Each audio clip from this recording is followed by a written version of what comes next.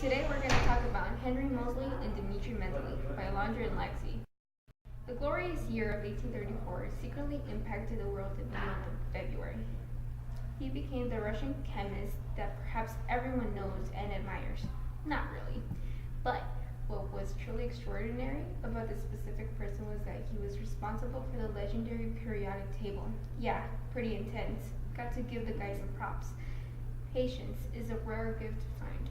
Mendeleev believed that physical and chemical properties were related to their atomic mass in a periodic way, which is why the periodic table is arranged in groups of elements with similar properties in vertical columns. You know, how there are still gaps in the table?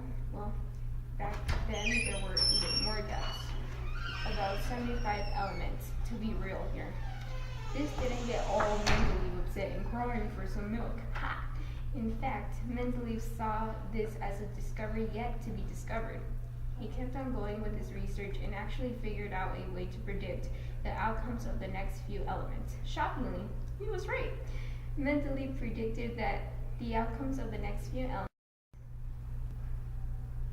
would fit below aluminum. Gallium, discovered in 1875. Properties were close to what Mendeleev predicted.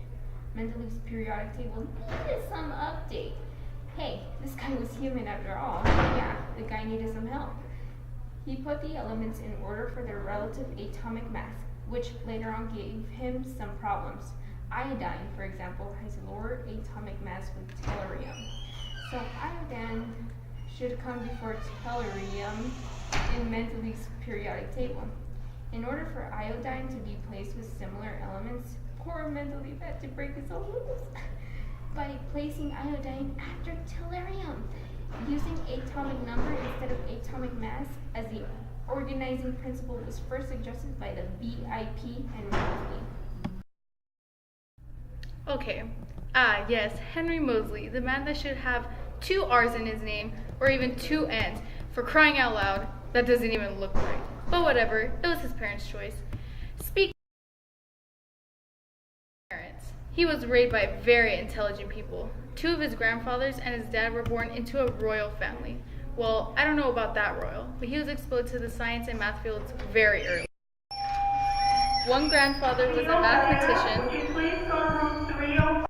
The other, and Mosley's father, were both zoologists.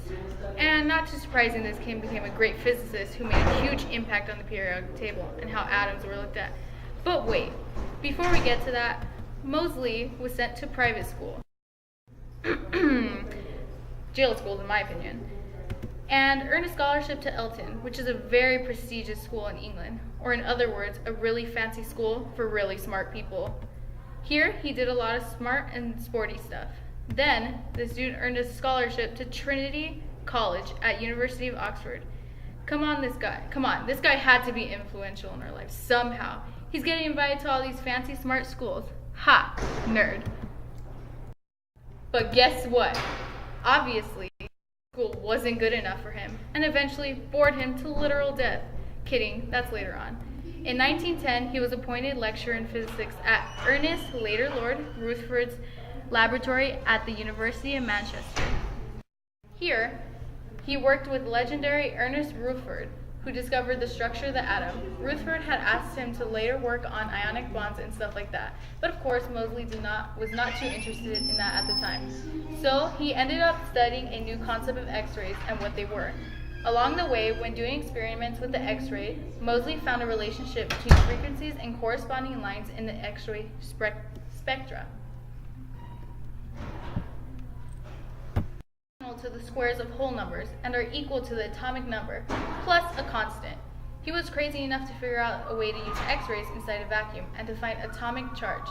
Mosely then discovered a systematic mathematical relationship between the wavelengths and the X-rays produced and the atomic numbers of the metals that were used as targets in X-ray tubes known as Mosley's law. Along these experiments, him and a fellow colleague, Van den Broek, had been correct in assuming that the elements are more properly ordered using atomic charge or atomic number, as it became known, than using atomic weight. In this case of the atomic weight, the variation between elements is irregular and kind of difficult to organize, thus making it unclear whether new elements might be lurking undiscovered between the already known elements. Soon after this, Mosely was brave enough to write an article about his new discoveries. Mosely included how he concluded that there are 3 unknown elements between aluminum and gold. He concluded that there were only 92 elements up to and including uranium and 14 rare elements. Wow. Mendeleev couldn't even figure out where to put iodine tellurium. It said that if this man had died so young as the age of 27, he would have a Nobel Prize. Henry Mosely unfortunately died serving in World War I in the Battle of Suvla Bay, August 10, 1915. He was shot by a sniper. Poor guy, he could have done great things. Oh wait, he did. Even today, chemists and physicists are using his discovery of organizing elements by their atomic number rather weight. But who knows? We can't trust atoms. They make up everything. I'll go home now.